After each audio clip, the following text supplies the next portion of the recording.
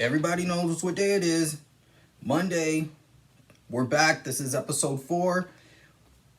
Today's review will be the Marshall Mathers LP by Eminem, which was released on May 23rd, 2000 on Aftermath Interscope Records. It is a follow-up to his 1999 multi-platinum debut album, the Slim Shady LP. So today I will be breaking down most of the tracks. So let's get right to it. Eminem, this is the second. This album is a masterpiece in many ways, and I'm gonna break down why it's a masterpiece. So, this is Eminem's best album. If for those who have not heard Eminem's old songs, I would consider them checking them out because, in my opinion, these are his best songs, probably the best ones throughout his career. This album was one of the highest selling albums in its first week since Snoop's debut in November of '93. When listening to the Marshall Mathers LP, you will dive into Eminem's life and mind. He's one of the best rappers at doing that around this time in early 2000s. Stan is one of the best storytelling songs out on this album, and there will be a small breakdown later. So what Stan is about is is a big fan of Eminem, and he's been writing to M while M's on tour, but apparently the letter, if you've seen the video, the letter gets lost. So the first verse, he writes to Eminem, letting him know that he liked what he did, like his show is what he did with Raucous, which is another record label. And then the second verse is where Stan's getting really worried that M is not getting his letter or he's not writing back. The third verse is probably one of the scariest verses, where he's getting aggravated that he's sent in multiple letters, and he says that this will be the last time I ever send a letter to him, in which in the song, he kills himself on the last verse by driving his car over a bridge and crashing into the water. And then the fourth verse is where Eminem finally gets back to him, where he finally gets the letter, but he says he's been busy touring, and then he sees the news that there's a drunk guy who drove his car into a bridge, and turns out the man that killed himself on that, like the big fan, was actually Stan, which was the scariest part of the song, and it's also part in the video. So Marshall Mathers LP was almost called Amsterdam, which is the capital of the Netherlands. So the reason it was almost called Amsterdam because it was one of Eminem's favorite cities. In addition to all the legal drugs it had to offer, Eminem was also irked by Dutch journalists his first visit there, that he wrote several songs about Amsterdam.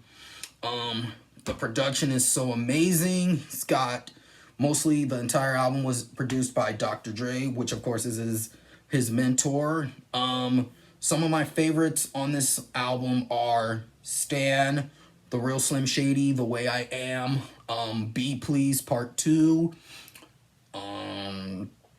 Also like I'm Shady, Marshall Mathers, and just absolute amazing. So Stan, once again, Stan is a story about a person who claims to be Eminem's biggest fan. As he writes Eminem several letters over 3 verses, he becomes obsessive, and when there is no reply, he becomes angrier. He finally creates a voice recording of himself while driving his car on the highway, having consumed large quantities of depressants and alcohol. He reveals that his pregnant girlfriend was tied in the trunk as he approaches a bridge, and realizes just before driving off that he has no way to send the tape to Eminem. So, these were some of the best iconic songs from this album. So there's a total of 18 tracks. There's KU, which is a censored version of Kill You, Stan, Who Knew, The Way I Am, The Real Slim Shady, Remember Me, I'm Back, Marshall Mathers, Drug Ballad, Amityville, Be Please, Kim, Under the Influence, and Criminal, which is basically most of the songs on there, and the skits were removed. These are the best iconic songs. So that it helped Eminem win his second best rap album Grammy at the 43rd annual Grammy Awards. It was ranked one of the best projects of 2000. This album had also, shortly after the release of this album, Eminem had legal troubles with the law, where about a year later he was arrested for pistol whipping. Apparently Kim, who was his ex-wife, was with another man, and Eminem had pistol whipped the man that Kim was with. Eminem was charged with aggravated assault with a deadly weapon and carrying an unlicensed weapon. He was sentenced to probation. Like its previous album, it was the Marshall Mathers LP was surrounded by significant controversy upon its release.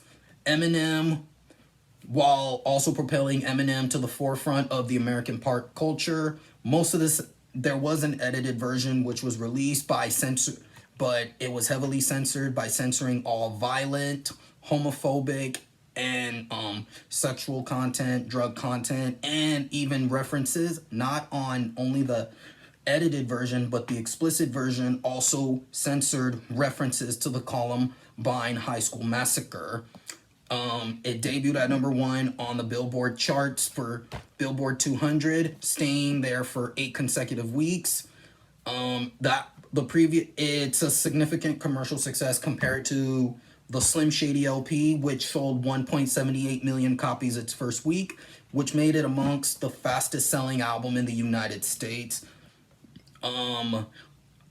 Rolling Stone named it the best album of 2000. It has been included several lists of greatest albums of all time and is widely regarded as Eminem's best album. The first week it sold 21 million copies worldwide, which was certified diamond by the Record Industry Association of America. Also nominated for Album of the Year at the 2001 Grammy Awards, while The Real Slim Shady won Best Rap Solo Performance. The Real Slim Shady also won MTV Awards that year, including Best Video of the Year and Best Male Video. Also received a nomination for the Best Rap Video, which Eminem won with Dr. Dre for Forgot About Dre that previous year. He was also nominated for a couple Source Awards in 2001, including Album of the Year, Solo Artist of the Year, Lyricist of the Year, and Video of the Year, which he won for Stan, which was directed by Philip Atwell and Dr. Dre.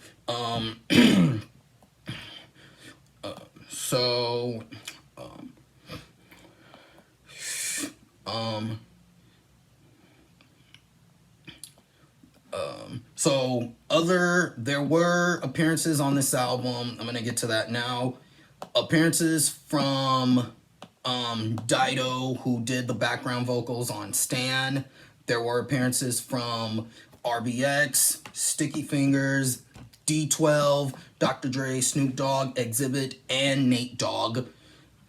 There was also a special edition which had a bonus track called The Kids, which is a South Park parody where it's basically parodying an episode of South Park where Eminem impersonates Cartman, and there's another character who impersonates Mr. Mackey.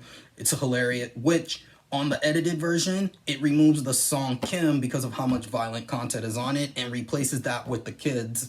So, yeah. Like I said, this is my favorite Eminem album ever. The best one in between the Slim Shady LP and the Eminem Show. It sits at #4 on my 100 greatest hip hop albums of all time, which is the highest rank.